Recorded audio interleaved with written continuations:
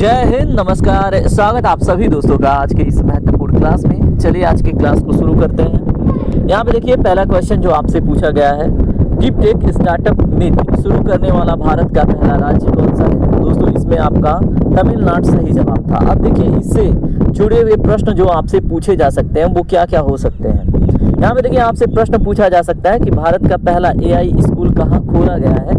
तो इसका सही जवाब होगा तिरुवनंतपुरम, केरल में। ठीक है। उसके बाद दूसरा प्रश्न आपसे बनेगा भारत की जो सिलिकॉन वैली है इसके रूप में किस शहर को जाना जाता है। तो दोस्तों स्टैटिक का क्वेश्चन बनेगा, बेंगलुरु को इस नाम से जाना जाता है। उसके बाद एक प्रश्न आपसे बन सकता है किस राज्य ने भारत की पहली जैव प्रौद्योगिकी नीति की घोषणा की है, बायोटेक पॉलिसी की। तो दोस्तों वो गुजरात हो जाएगा। ये एक्सपेक्टेड क्वेश्चन है, जिस टाइप के क्वेश्चन आपके एग्जाम में पूछे जा रहे हैं उससे जुड़े हुए। तो दोस्तों यहाँ पे देखिए सेमीकंडक्टर जो पॉलिसी है ये शुरू करने वाला भारत का पहला राज्य कौन सा है। तो ये है गुजरात। ये भी बात आपको याद रखनी है। भारत का पहला डार्क स्काई रिजर्व कहाँ पर स्थापित किया गया है। तो ये है दोस्तों लद्दाख में। तो ये सभी प्रश्न एक्सपेक्टेड हैं आपके फर्स्ट टॉपिक से। और दूसरा क्वेश्चन देखिए क्या है। दूसरा क्वेश्चन जो आपसे बना है, नागौरी अश्वगंधा को जीआई टैग दिया गया है। तो ये किस राज्य से संबंधित होने के कारण इसे मिला है। तो दोस्तों इसका सही जवाब आपका राजस्थान है। अब देखिए इस टॉपिक से बनने वाले जो क्वेश्चन हो सकते हैं स्टैटिक और डायनामिक दोनों प्रकार के, वो क्या हो सकते हैं। भारत का पहला जो जीआई टैग दिया गया था ये वर्ष 2004 में किसे प्रदान किया गया था, ऐसा प्रश्न बने तो दोस्तों दार्जिलिंग का चाय। दार्जिलिंग आपको वेस्ट बंगाल में देखने को मिलता है। यूरोपीय संघ द्वारा भारत के किस प्रसिद्ध कृषि उत्पाद को जीआई टैग दिया गया है। तो दोस्तों कांगड़ा चाय और हिमाचल जो प्रदेश से संबंधित है। ठीक है। तो ये दोनों बातें आपको याद रखनी है। उसके बाद देखिए आपसे क्या प्रश्न बन सकते हैं इस टॉपिक पे। प्रसिद्ध जो कंधमाल हल्दी है इसका संबंध किस राज्य से है जिसे जीआई टैग मिला हुआ है। तो दोस्तों कंधमाल हल्दी का संबंध उड़ीसा राज्य से है। किस राज्य के प्रसिद्ध शाही लीची को भौगोलिक संकेत यानी जीआई टैग मिला है। तो दोस्तों बिहार को। और भौगोलिक संकेत जो जीआई टैग है कितने वर्षों की अवधि के लिए मान्य होता है। तो दोस्तों 10 वर्ष के लिए। ये सारे इंपॉर्टेंट पॉइंट्स आपके बन जाते हैं एग्जाम के दृष्टिकोण से। उसके बाद से अगला क्वेश्चन है जिनसन जॉनसन किस खेल से संबंधित है। दोस्तों ये एथलेटिक्स से संबंधित है। ठीक है। और ये मिडिल डिस्टेंस धावक है। कौन? जिनसन जॉनसन। ऐसा प्रश्न आपसे बना था। अब इससे जुड़े कुछ प्रश्न और भी जो आपसे बन सकते हैं। दिल एक्सप्रेस के नाम से विख्यात भारतीय महिला धाविका कौन है। तो दोस्तों वो है हिमा दास। और ये असम क्षेत्र में या नॉर्थ ईस्ट स्टेट से जो नॉर्थ ईस्टर्न रीजन है तो दोस्तों उधर से संबंधित है। हवाओं का स्पीड काफ़ी तेज हो गया है। और मैं अभी ओपन एयर में ये लेक्चर रिकॉर्ड कर रहा हूँ। भारत के लिए ट्रैक एंड फील्ड एथलेटिक्स के में पहला ओलंपिक स्वर्ण पदक किसने जीता था। तो दोस्तों नीरज चोपड़ा भाला फेंक में इन्होंने जीता था। ऐसा प्रश्न आपसे बन सकता है जैसे ट्रेंड एग्जाम के। उसके बाद उड़न परी और पायोली एक्सप्रेस के नाम से किस महिला धावक को जाना जाता है। दोस्तों ये है पीटी ऊषा जिनको उड़न परी या पायोली एक्सप्रेस के नाम से जाना जाता है। मिल्खा सिंह ने 1960 की रोम ओलंपिक की किस दौड़ स्पर्धा में चौथा स्थान प्राप्त किया था। तो दोस्तों 400 मीटर की दौड़ स्पर्धा में। तो याद रखिएगा ये भी प्रश्न आपसे बन सकता है। अगला प्रश्न क्या है, राष्ट्रीय खेल दिवस नेशनल स्पोर्ट डे प्रतिवर्ष किसके स्मृति में मनाया जाता है। दोस्तों मेजर ध्यानचंद 29 अगस्त को सेलिब्रेट किया जाता है जिनको हॉकी का जादूगर भी कहा जाता था। तो डेट इंपॉर्टेंट है। अगला देखिए क्या पूछा गया है। आपसे प्रश्न बना है दोस्तों निकट दृष्टि दोष से संबंधित प्रश्न है। इसके निवारण के लिए किस प्रकार के लेंस का प्रयोग किया जाता है। तो दोस्तों अवतल लेंस का, जिसको हम कॉनकेव लेंस कहते हैं। और इसका स्ट्रक्चर इस प्रकार से आप देखेंगे। ठीक है। चलिए इससे जुड़े जो प्रश्न और साइंस में पूछे जा सकते हैं वो है जैसे हाइपरमेट्रोपिया यानी कि दूर दृष्टि दोष के निवारण के लिए किस लेंस का उपयोग किया जाता है। दोस्तों उत्तल लेंस का। दूर दृष्टि दोष में दोस्तों दूर की चीजें दिखती हैं, जो पास की चीजें हैं वो नहीं दिखती। बुढ़ापे में होने वाले जरा दृष्टि दोष को ठीक करने के लिए किस प्रकार के लेंस का प्रयोग होता है। तो दोस्तों उसको बोलते हैं द्विफोक्सी लेंस, इसका प्रयोग होता है। ये प्रश्न आपके एग्जाम के लिए बहुत महत्वपूर्ण हो जाता है। मानव आंख के किस भाग पर किसी वस्तु का वास्तविक प्रतिबिंब बनता है। तो दोस्तों रेटिना या दृष्टि पटल पर। स्वस्थ यहाँ पे देखिए अगला प्रश्न इसी से जुड़ा है जो बन सकता है। स्वस्थ मानव आंख के लिए जो स्पष्ट दृष्टि की न्यूनतम दूरी कितनी है। तो दोस्तों 25 सेंटीमीटर।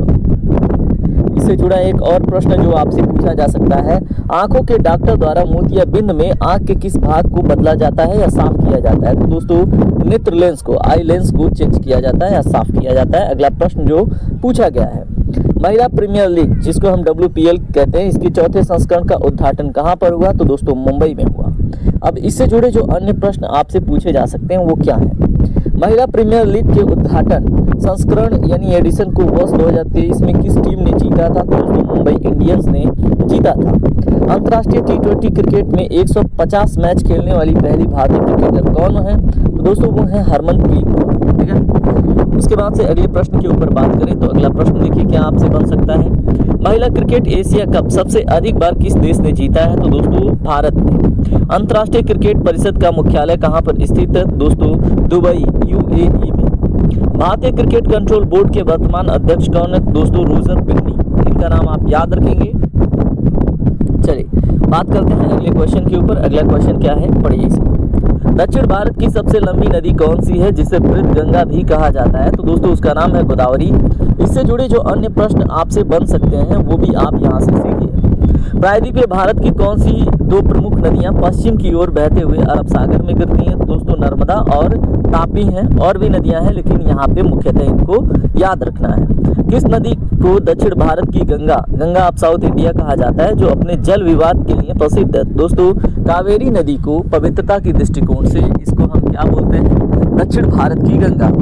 उसके बाद से अगले जो प्रश्न बन सकते हैं आपसे वो क्या क्या है, भारत का सबसे लंबा नदी बांध हीराकुड डैम किस नदी पर निर्मित है? दोस्तों महानदी पर, और ये उड़ीसा में स्थित है। शिव समुद्रम जलप्रपात किस नदी पर स्थित है? दोस्तों ये कावेरी नदी पर स्थित है। ये भी प्रश्न आपके एग्जाम में पूछा जा सकता है।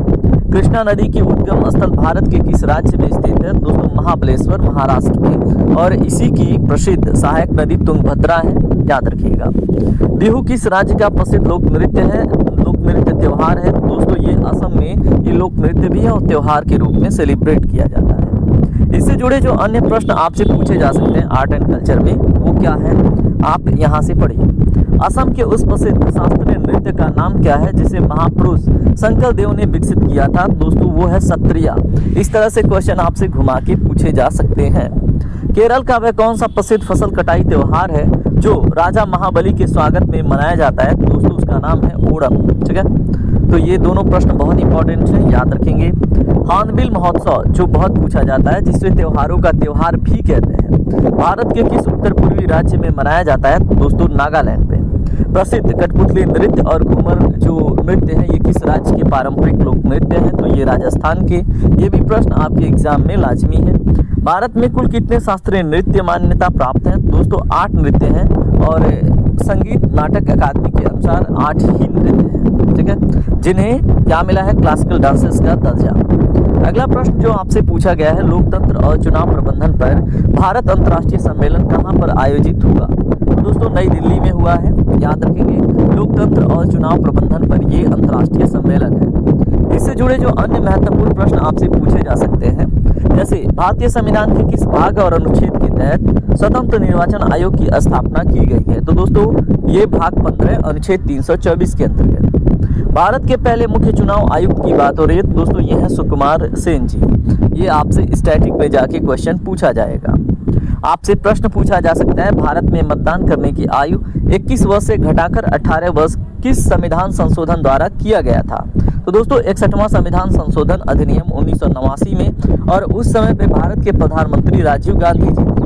राष्ट्रीय मतदाता दिवस प्रतिवर्ष किस तिथि को मनाया जाता है? तो दोस्तों 25 जनवरी को राष्ट्रीय मतदाता दिवस मनाया जाता है, जो कि आपके एग्जाम के लिए बहुत महत्वपूर्ण है। भारत की प्रथम महिला मुख्य चुनाव आयुक्त कौन थी? तो दोस्तों इनका नाम है VS रमा देवी। VS रमा देवी है एक्चुअली। ठीक है, तो नाम आप याद रखेंगे, ऐसा प्रश्न पूछा जा सकता है।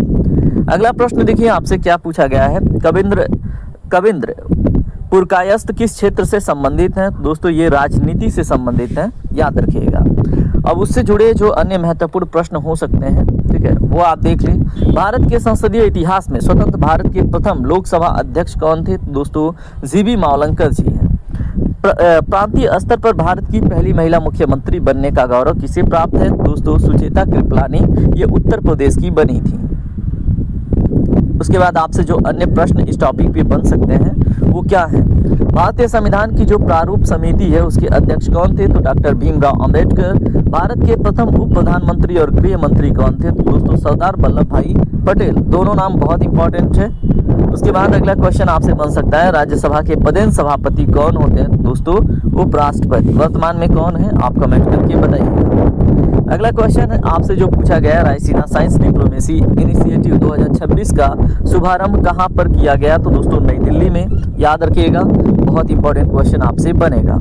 भारत सरकार के विदेश मंत्रालय द्वारा प्रतिवर्ष आयोजित होने वाली प्रमुख भू राजनीतिक संवाद मंच का नाम क्या है? तो दोस्तों रायसीना डायलॉग। क्या है ये दोस्तों? भू राजनीतिक संवाद मंच है।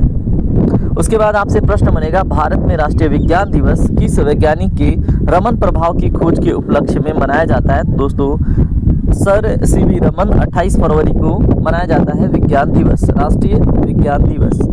उसके बाद आपसे क्या क्या प्रश्न पूछे जा सकते हैं? भारतीय अंतरिक्ष अनुसंधान संगठन इसरो का मुख्यालय कहां पर स्थित है? तो दोस्तों बेंगलुरु में। याद रखिएगा। भारत के मिसाइल मैन के रूप में किस महान वैज्ञानिक और पूर्व राष्ट्रपति को जाना जाता है? तो वो है डॉक्टर एपीजे अब्दुल कलाम। बहुत सिंपल क्वेश्चन आपसे बन गए यहाँ पे। उसके बाद से राष्ट्रीय जो प्रौद्योगिकी दिवस है, नेशनल टेक्नोलॉजी डे, भारत में कब मनाया जाता है? दोस्तों 11 मई को मनाया जाता है। याद रखेंगे। क्वेश्चन नंबर 11 देखिए आपसे क्या पूछा गया है, सरदार सरोवर जो बहुउद्देशीय नदी गाड़ी परियोजना है किस नदी पर निर्मित है? तो दोस्तों यहाँ पे देखिए ये नर्मदा नदी आपका राइट आंसर है। अब इससे जुड़े जो अन्य प्रश्न आपके अन्य शिफ्ट में पूछे जा सकते हैं, भागीरथी और भिलांगना नदी के संगम पर स्थित भारत का सबसे ऊंचा बांध कौन सा है? तो दोस्तों उसका नाम है टिहरी बांध, उत्तराखंड में स्थित है। प्रसिद्ध भाखड़ा नांगल बांध किस नदी पर निर्मित है? तो दोस्तों सतलुज नदी पर, और ये हिमाचल प्रदेश और पंजाब की बाउंड्री पर स्थित है। उसके बाद से दोस्तों आपसे क्या प्रश्न बन सकते हैं इस टॉपिक पे, भारत की किस नदी को लवण नदी या साल्ट रिवर के नाम से भी जाना जाता है जो मरुस्थल में विलीन हो जाती है? तो दोस्तों ये है लूनी नदी, और इसको भूमि आबद नदी भी कहते हैं। धुआंधार जलप्रपात मध्य प्रदेश की किस नदी पर बनता है? तो दोस्तों नर्मदा नदी, जबलपुर में। उसके बाद आपसे अन्य जो प्रश्न उम्मीद किया जा सकता है, नागार्जुन सागर बांध परियोजना किस नदी पर स्थित है? दोस्तों ये कृष्णा नदी पर, आंध्र प्रदेश तेलंगाना में स्थित है। तो दोस्तों इस तरह से हमने अपने 11 क्वेश्चन के साथ साथ 66 क्वेश्चन लगभग कंप्लीट कर दिए, क्योंकि हर एक क्वेश्चन में 6 क्वेश्चन आपको सीखने को मिल रहा है। आगे आप कोई भी एग्जाम देते हैं तो यहाँ से एग्जाम में प्रश्न बनने की संभावना बहुत अधिक रहती है, इसलिए ध्यान से देखेंगे। संयुक्त राष्ट्र ने वर्ष 2026 को किसके लिए अंतर्राष्ट्रीय वर्ष घोषित किया है? तो दोस्तों रेसलैंड और पशुपालक के लिए। ठीक है, अब यहाँ पे देखिए मैं आपसे कहूँगा कि अब जो बचे हुए क्वेश्चंस हैं आप वीडियो को रोक के पढ़ लीजिएगा, जो आपके एग्जाम के लिए इंपॉर्टेंट है। देखिए मैं स्क्रॉल कर रहा हूँ, जो क्वेश्चन पूछे गए हैं उन्हें मैं करा देता हूँ। देखिए ये एक्सपेक्टेड क्वेश्चन आपके एग्जाम में पूछे जा सकते हैं। अब यहाँ पे देखिए अगला क्वेश्चन आपसे क्या पूछा गया है। अब देखिए एक्सप्लेन करने में टाइम बहुत अधिक चला जाएगा, इसलिए वीडियो अपने सुविधा के हिसाब से आप रोक के पढ़ लीजिएगा। चमड़ा निर्यात परिषद के अध्यक्ष कौन नियुक्त किए गए हैं? तो दोस्तों रमेश कुमार जुनेजा जी नियुक्त किए गए हैं। और इससे जुड़े जो अन्य महत्वपूर्ण प्रश्न आपसे बन सकते हैं यहाँ पे आप वीडियो रोक के पढ़ लीजिएगा। ठीक है, उसके बाद देखिए अगला क्वेश्चन क्या है, कश्मीर में खोजी गई टिड्डे की नई प्रजाति किस जीन से संबंधित है? तो दोस्तों ये कोनोसफेलस से संबंधित है। ऐसा प्रश्न आपके एग्जाम में बना है। अब इस टॉपिक से बनने वाले सारे प्रश्न यहाँ से गुजर रहे हैं, आप इन्हें देख लीजिएगा। उसके बाद दोस्तों भारत का पहला पूर्णतः कागज रहित जिला न्यायालय किस राज्य में शुरू हुआ है? तो ये केरल में। बहुत इंपॉर्टेंट क्वेश्चन है और इस टॉपिक पे बनने वाले सारे प्रश्न अब आपको यहाँ पे देखने को मिल जाएंगे। चलिए बात करते हैं अन्य प्रश्नों पे। क्वेश्चन नंबर 17 देखिए आपसे क्या बना है, भुगतान नियामक बोर्ड की पहली बैठक कहाँ पर हुई है? तो दोस्तों मुंबई में, और ये बहुत इंपॉर्टेंट क्वेश्चन हो जाता है। इससे जुड़े जो महत्वपूर्ण प्रश्न हैं वो आप यहाँ पे वीडियो रोक के पढ़ लीजिएगा। अगला क्वेश्चन देखिए क्या है, भारत के 45वें अंटार्कटिक अभियान में किस देश के शोधकर्ता शामिल हुए? तो दोस्तों संयुक्त अरब अमीरात के। ठीक है, किसमें? 45वें अंटार्कटिक अभियान में। चलिए बात करते हैं अगले क्वेश्चन के ऊपर। अगला क्वेश्चन है आपसे, गंगा सागर सेतु किस नदी पर बनाया जा रहा है? तो दोस्तों ये मूड़ी गंगा नदी पर बनाया जा रहा है। देखिए मैं आपको पीडीएफ दे दूंगा, जो अतिरिक्त टॉपिक है आप वहां से पढ़ लीजिएगा। 17वीं अति विशिष्ट रेल सेवा पुरस्कार 2025 कितने अधिकारियों या कर्मचारियों को दिया गया? तो दोस्तों 100 अधिकारियों या कर्मचारियों को दिया गया है। देखिए भारत में पहले पैसेंजर रेलगाड़ी वर्ष 1853 में चली थी और इसने मुंबई और ठाणे को कनेक्ट किया था। ठीक है, बाकी इंपॉर्टेंट पॉइंट आपको पीडीएफ के थ्रू मिल जाएगा। अमेरिका ने कितने अंतर्राष्ट्रीय संगठनों को हटने की घोषणा की है? तो दोस्तों कितने अंतर्राष्ट्रीय संगठनों से हटने की घोषणा की है? तो दोस्तों 66 अंतर्राष्ट्रीय संगठनों से हटने की घोषणा अमेरिका ने कर दी है। अगला क्वेश्चन क्या है? UITAI द्वारा लॉन्च किए गए शुभांकर का नाम क्या है? तो दोस्तों उसका नाम है उदय, याद रखेंगे।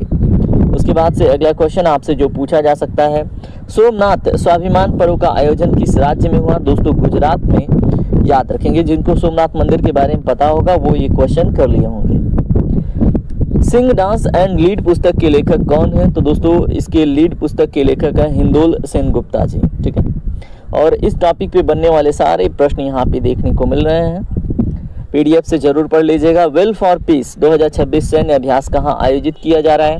तो दोस्तों दक्षिण अफ्रीका में वेल फॉर पीस 2026 सैन्य अभ्यास आयोजित किया जा रहा है। चलिए बात करते हैं अगले प्रश्न पे। अगला प्रश्न क्या है? परमाणु ऊर्जा नियामक बोर्ड AERB के नए अध्यक्ष कौन बने हैं? तो इनका नाम है AK बाला सुब्रमण्यम जी। ठीक है, उसके बाद अन्य महत्वपूर्ण टॉपिक मैंने ऐड किए हैं।